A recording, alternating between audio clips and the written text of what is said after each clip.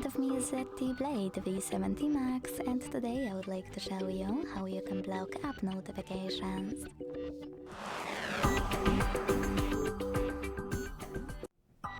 Begin by opening Settings. Following that, select Notification and Status Bar section and click on App Notifications at the top. Finally, you can tap on All Apps, also at the top, and select one of those options. I will go with Sort by Apps with most frequent notifications. When you're ready, use blue switchers next to your apps to block notifications from them.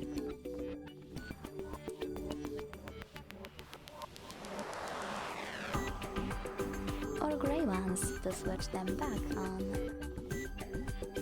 But you can also select any app available on the left and manage all notifications from here. Thanks so much for watching. If you enjoyed this video, don't forget to leave a like, comment and subscribe. Bye!